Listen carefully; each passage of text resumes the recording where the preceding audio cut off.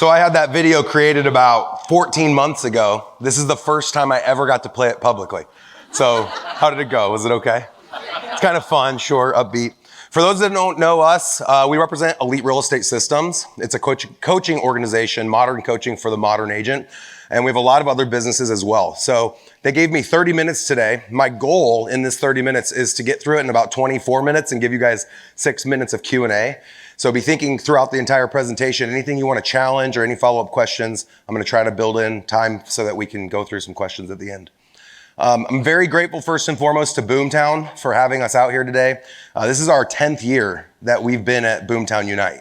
So it's really exciting for us to have essentially be tenured here with Boomtown and watch them go from a mastermind of just a small handful of people to now hosting thousands of different people from across the country and across the world. So let's give them a quick round of applause. So one of my favorite quotes, the Jim Rohn quote, your level of success will never exceed your level of personal development.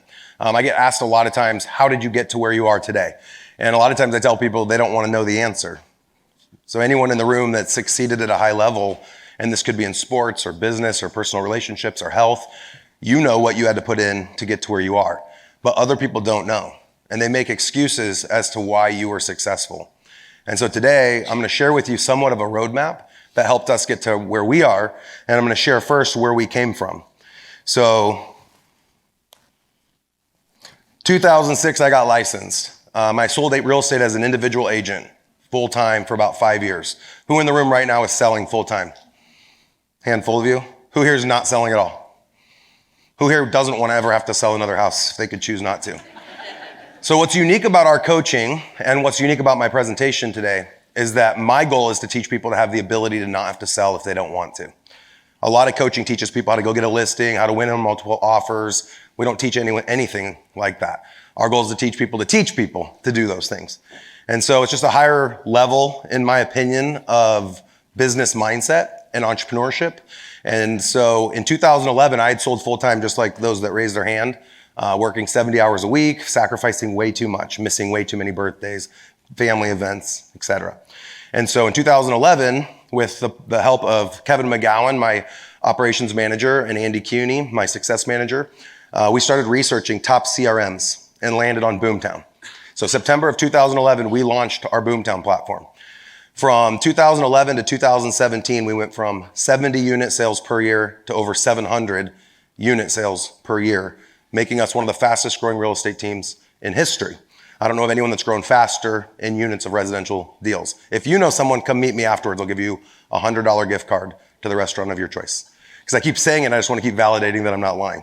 But don't yell it out loud right now, because then it'll be embarrassing. So in 2011, we came to our first Unite, and we asked our success managers here who we should meet with, who we should mastermind with. And Amanda Howard, she was just in the room. I think she just stepped out. But Amanda was one of the names. Chip Collins, a lot of amazing team leaders. And we started masterminding, just back to the Jim Rohn quote, your level of success will never exceed your level of personal development. And so Kevin and I started traveling the country. We've been in 2 years, from 11 to 13, we went to over 50 brick and mortar offices. And now today, 10 years later, I've interviewed thousands of people on our team building podcast. I've been interviewed. I've read hundreds of books, listened to thousands of podcasts myself. And that is truly the difference, is the amount of time we choose to invest in ourselves. So we were at an indie brokerage in 2011 when we launched our team, and our flagship team was Omaha's Elite Real Estate Group. And the indie brokerage wasn't giving us the ability to expand at the rate we wanted to expand at. And so we ended up choosing to join Berkshire Hathaway in 2015. And when we went to Berkshire, we were at about 15 or 20 agents. And within a year at Berkshire, we grew to be the #1 team in the world at Berkshire in 2018.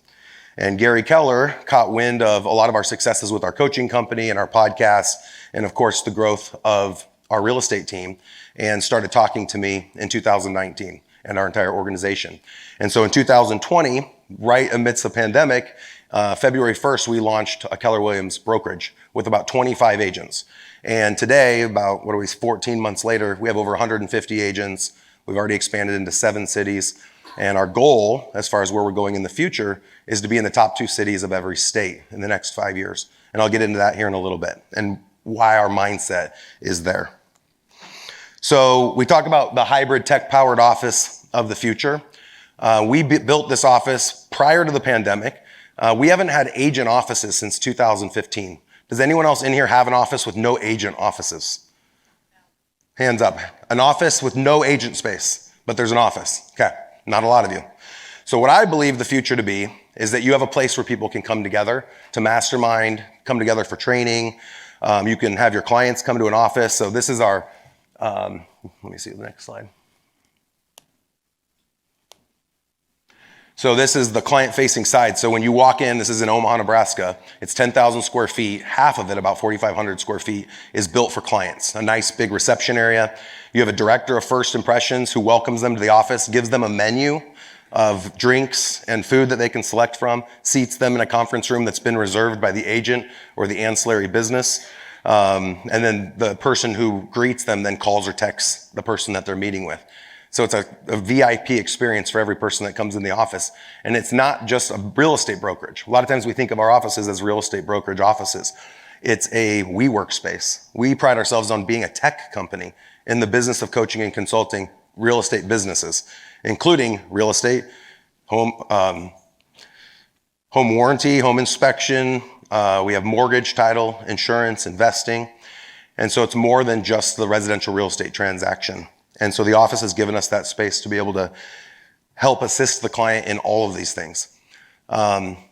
We also have created the high-tech conference rooms. And in each of our conference rooms, we have a 65-inch flat screen with immersive. Have you guys ever heard of Bring Your Own Device, BYOD? So in our conference rooms, you can screencast your device. So we wanted the ability for the agents to be able to come in and they could have their own device. They could meet with a builder or a designer and screencast up on the screen. You can have up to 4 devices screencasting at the same time. And we also wanted the agents to be able to do video broadcasting. And all of this was thought before the pandemic hit. And so, of course, in most states, who here, just out of show of hands, who has the ability to close without someone physically coming into the office? Who had that prior to the pandemic? A handful of you. Nebraska just changed that. So it was probably 2 months into the pandemic where you were allowed to close virtually. So our goal was to give the consumer the ability to do anything that was once done only in a physical realm virtually, as well as the agent. So the agent-facing side, the idea was to offer agents touch and goes. So you guys raised your hands, from a few of you that said you didn't have agent offices. Well, we do have a place where people can go to make phone calls or work on paperwork or whatever. But the most important part of this was to give people the ability to have a place to collaborate and mastermind with not just real estate agents, but also all the ancillary businesses that go along with the real estate transaction. We have a video of our office if you go to career.kwelite.com. And it was like a $1.2 million build out. So the space is really nice. Some people probably would say I overbuilt. And the reason for that, again, was we're not a real estate company. We're a technology company. And so we wanted to attract tech business and tech-minded people. We also have a studio in the office, which is unique. I haven't been to very many offices that have that. Who here has a studio or a podcast station? So good amount of you. And of course, that's happening a lot more often now with everything that has happened with the pandemic. So our studio is about 300 square feet, and we host about 8 podcasts in that studio every week. So all of the companies that we have in our space, mortgage, title, insurance, investing, real estate, all have their own podcasts. And what we've learned is podcasts essentially creates a perception that becomes a reality inside your community. And we just interview people that are in the industry or influencers in the community. And the biggest win with anything you do on social is the people that you tag in the video. So a podcast, people call them webinars, vlogs, blogs, they're all the same. The idea is you get into someone else's community via the podcast that we record. And so we do the same thing. You saw, I don't know if you could see the entrance sign, but we have a big KW Elite logo. So every closing that someone has with our title company, our mortgage company, our insurance company, or our real estate company, we take a picture and we tag everyone associated with the transaction. So the big win isn't putting it up on your own page. The big win is for the buyer, the clients on both sides of the transaction, and the agent on the other side of the transaction, and all the ancillary businesses, because it gets more eyes.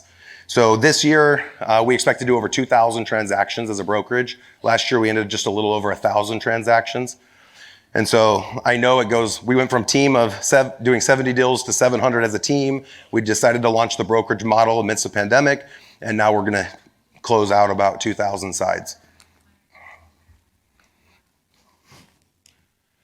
So a lot of people ask us who we're going after. Last night I had a conversation about recruiting, and I think they're talking about that next door right now. I wanted to talk about the 3 different models that our brokerage tries to go after. The first model is the dependent model. Who here knows what a dependent agent is? Most of your agents are probably dependent agents, right? The dependent agent is the agent that needs help with everything, writing the contract, knowing the dialogue, how to overcome objections, every piece of the business. So when I shared with you that we wanted to expand in the top 2 cities of every state, we want to expand by implementing the certified advisor program or the dependent team model in all of those cities to help agents that don't know how to sell, which is most agents that are in the industry. The average agent sells 7 houses a year. So they obviously haven't been trained well or aren't being held accountable or aren't being provided leads or don't have Boomtown. And so this Elite Real Estate Systems, this is kind of outlining the different coaching that we offer, and we offer it to all of our expansion teams. And so there's lots of different topics that are agent focused in the training program. Every Monday and Wednesday, we offer agent training, and it's live. So we do it out of our studio. We have a $50,000 studio inside of our office. So you have agents in the room. So your agents participate in the trainings as if they're in the room. There's a Zoom screen so they can talk to the trainer. And Andy Cuny, who's in the back, who you guys could visit with afterwards, is actually the trainer that does all the agent trainings. And then Tuesdays in our office, we do investor training. So anyone that's thinking about building an investment portfolio, we train on that as well through ERS. And then Wednesdays, we do dialogue training. And then every Thursday, we teach all of our agents how to build teams. So it's the interdependent model. So dependent is agents that totally rely on you. Interdependent is the traditional agent. Most of you in the room are interdependent. And if you're a broker, you're independent. So when you look at what kind of talent you can attract, first you have to ask who you are. We talked about this, I think, a little bit yesterday. So our brokerage wanted to be able to go after other brokerages. Who here recruits brokerages? One person in the room. So if 2 people recruit brokerages, it's an aggressive sentence, right? Who recruits brokerages? Who recruits individual agents that have never sold before? Who here would take an agent that's never sold a house and to be on your team? A handful of you. So we would as well. We'd take a brand new agent that's never been licensed before. We would take a brokerage of 400 agents who we just partnered with in Long Beach, California. 400 people. And so we wanted to create a platform that allowed us to do that. We could have never gotten here if it wasn't for the coaching organization. And that's a big miss for a lot of organizations. They just bring a lot of people together, but they're not coaching.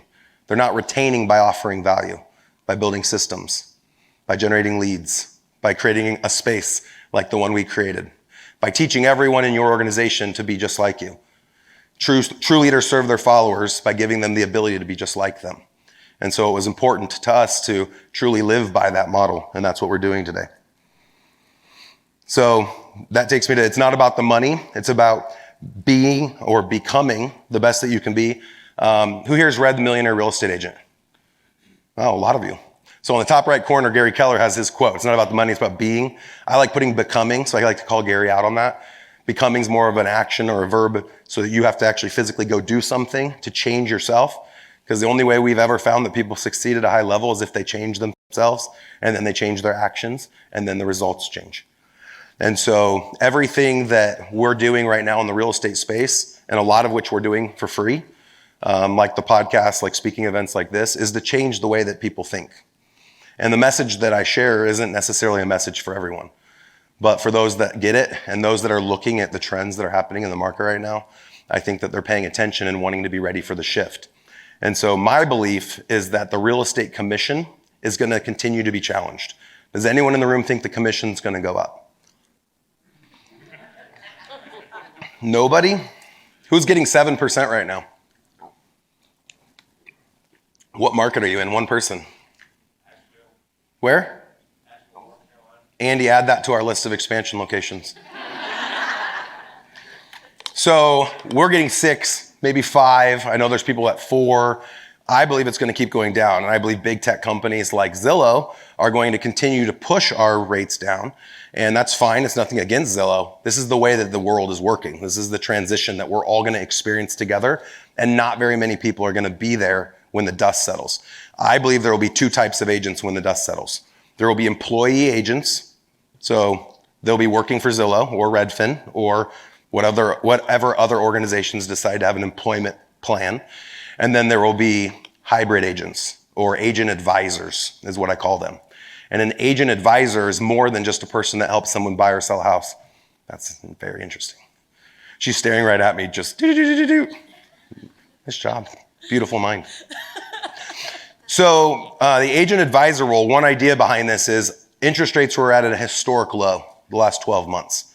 And everyone in this room combined has probably sold 50,000 doors. So we have all these past clients.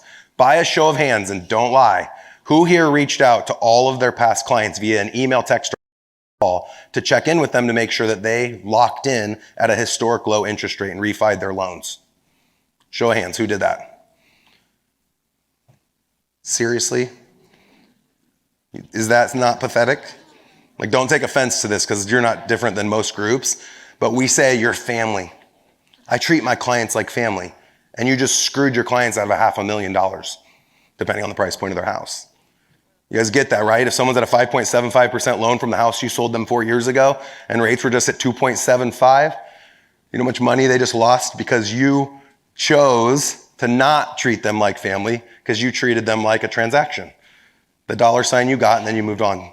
So it's not to come down on you because I was the exact same way until I changed my mindset around it and launched a mortgage company.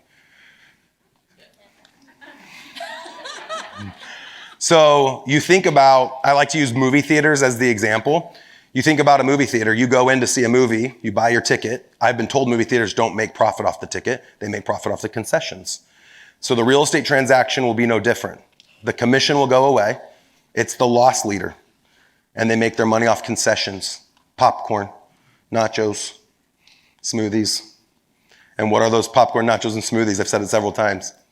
Mortgage, title, insurance, digital marketing services, home inspection, home warranty, landscaping, security, cable, you name it.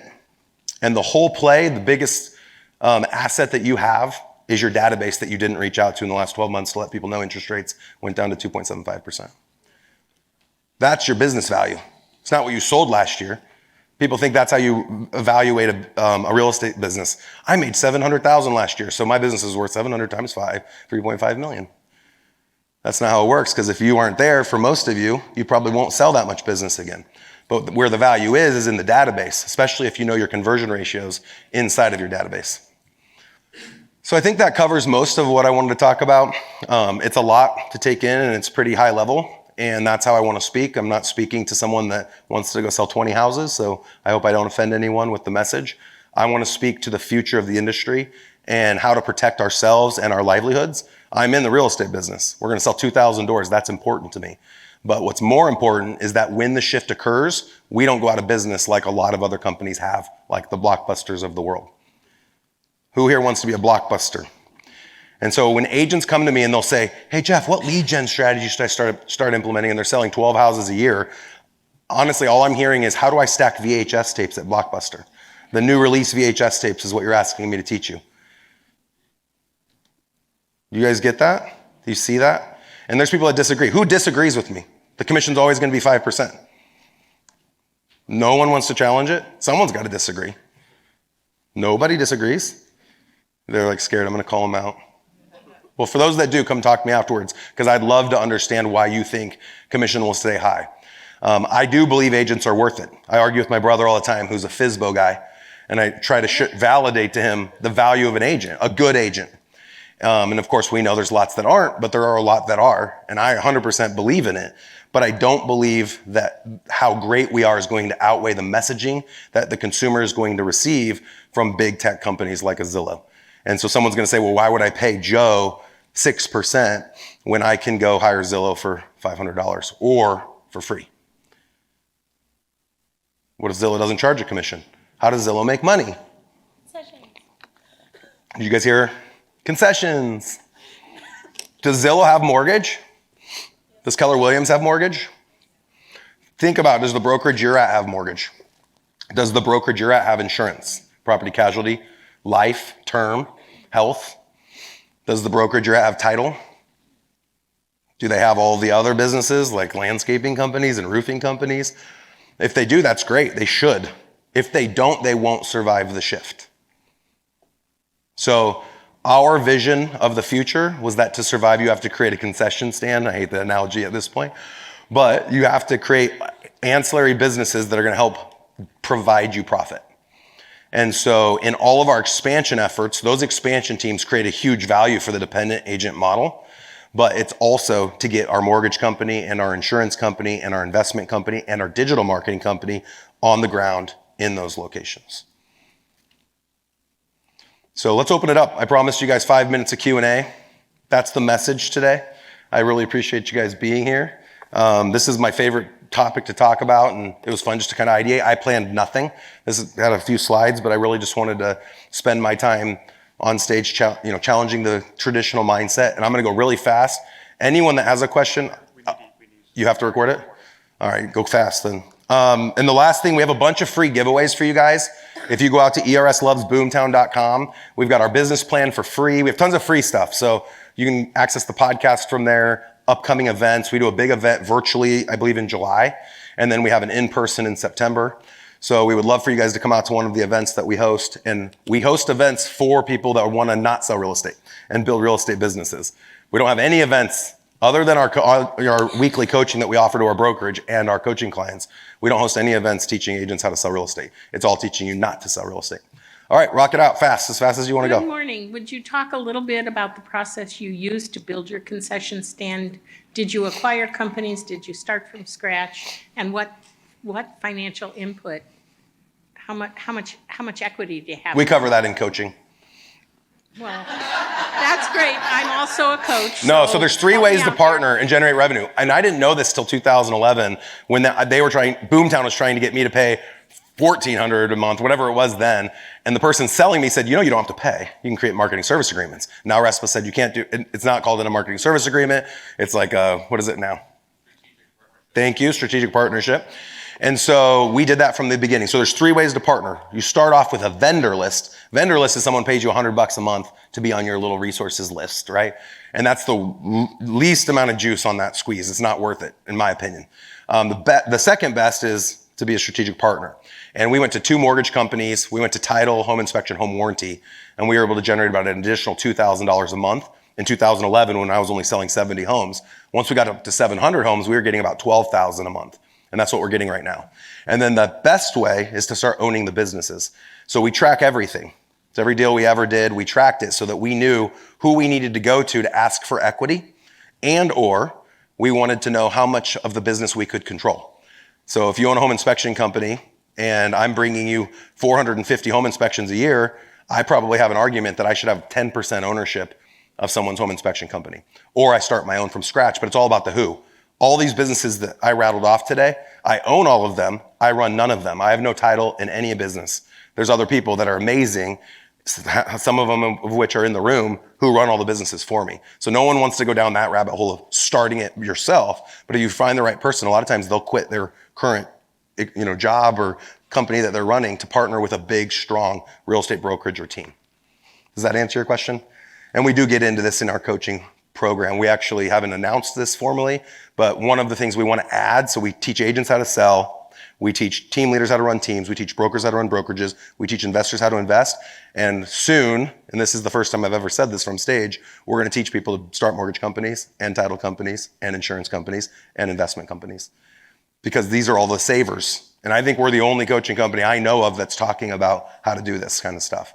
There's a lot of legalities around it. Every state's different, so it's kind of a tough one to answer specifically to you, but I can chat with you a little more afterwards if you want. All right, next question.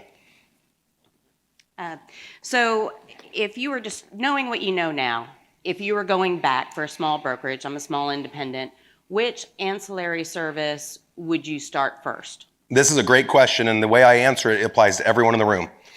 I would start the one that I know my team will support the most. So title's the easiest if you're a title state. Title's the easiest because no one cares what title company. Most people aren't like, oh, I love that one title company, right? Agents don't care. It's usually the title company that's in the purchase agreement. Mortgage is a little tougher because people have relationships with mortgage lenders. Insurance is super easy as well. Property casualty insurance. People don't know the business. There's a lot of money in that business. Who here has been an insurance agent or is an insurance agent? It's it's $500 a year on every policy. That's residual. You sell one house, you make $5,000 once, unless that person comes back to you. You do an insurance policy, you make $5,000 in 10 years. Take that by 100 transactions, take that by 1,000 transactions. It can grow really, really fast. So really good question. Back here in the corner. Hi, Jeff. How are you? Quick question regarding the different companies. How many different states are you in with those different companies? The ancillary businesses. Right now, we are working on being in 5 states. We launched all of these last summer, right when the pandemic hit, and there's a lot of legalities around it. But we can be in all of the states. So for insurance and mortgage, it's just a filing. It's like $500 to go to another state. So it's not hard to expand. You just have to have a person on the ground to run that expansion arm. And we would partner with anyone in the room. If you guys have over 100 agents and are doing over 1,000 transactions, we would be open to partnering with you. What else? I think we have 3 minutes. Launching the gut. There you go. Good catch. Not a great throw. Go right in your face. What percentage of your business currently is these adjacent services? Because I was just asked because... What percentage of my profit? Yeah.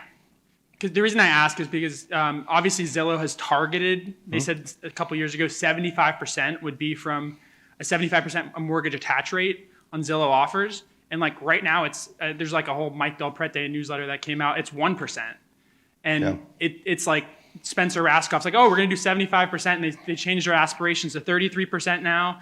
And like they're putting more mortgages on open door houses than they are on their own Zillow offers. And so I'm just curious what your experiences are on the Do you guys know what rate. people make on a mortgage? Who here's a mortgage lender? Couple? What do you guys make? You yourselves, if you own the company, what can you make on a deal? 2.5 to 3 points. That's 3%. The same as your commission they're making on a mortgage. So imagine if you give your mortgage lender 3 deals a month. They're making 10 grand. How much are they paying towards your Boomtown platform? How much are they paying towards your other marketing ventures?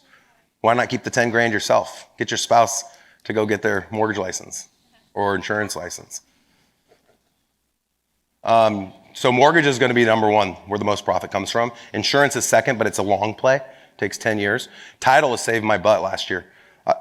When I launched a brokerage, for those that have launched a brokerage, how long until you're profitable? They say in like the restaurant business, it takes 5 years. We started to be profitable like maybe a month ago, and we're still paying me back for a lot of the money I invested in the business. But my overhead's huge. So at the brokerage level, it's $100,000 a month. All these other ancillaries combined is another $300,000 a month. So my overhead across all the businesses I own is about $400,000 a month.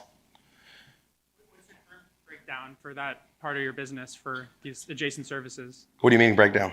Like, is it, because you're saying that the transaction is going to be the loss leader over time, and then these other services. So are those currently bringing in like a 30% of your profit, or? Well, like I said, I'm breaking even right now on the brokerage, so they're bringing in 100% of my profit. Okay, gotcha, cool. Yeah. Got it. And I'm being honest. The brokerage shouldn't make me much. I've told my agents, I would rather, so going back to the model, and we'll close on this. I told you that there's going to be companies like Zillow that say, hey, we're not going to charge a commission.